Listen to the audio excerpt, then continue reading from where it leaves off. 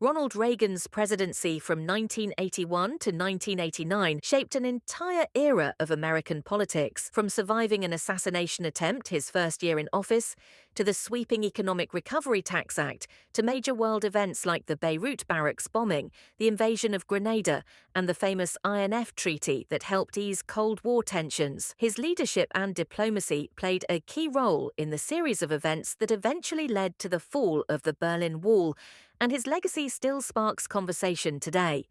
All of that history is preserved right here in Simi Valley at the Ronald Reagan Presidential Library, a museum and archive dedicated to documenting the Reagan years. Inside, you'll find everything from Cold War exhibits to a section of the actual Berlin Wall to the Air Force One pavilion, and even pieces of his Hollywood career. It's a place where presidential history, politics, and storytelling all come together. And today, that's exactly where I found myself, at the Simi Valley Cars and Coffee at the Reagan Library, taking in the morning with fellow car enthusiasts at one of the most scenic and historically rich spots in Southern California. So let's dive into the meat and see what rolled in today.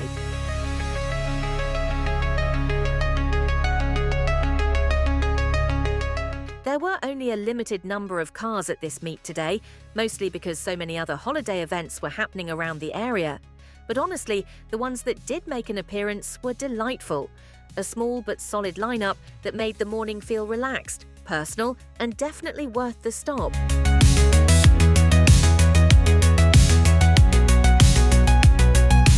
One of the owners who brought his Ford Model A, most likely a 1930 to 1931 Ford Model A, coupe or roadster, actually pulled out his trumpet, and Sadie, who joined me for this event, and I had the chance to listen in while he played. It was such a unique little moment that gave the meet a really personal, festive touch.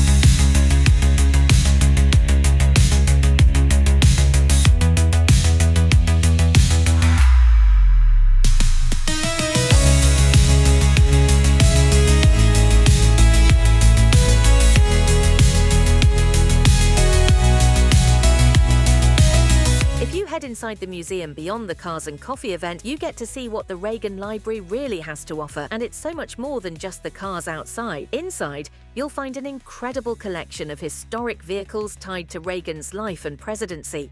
One of the highlights is his personal 1963 CJ6 Jeep, a Christmas gift from Nancy and one of his favorites to drive around the ranch.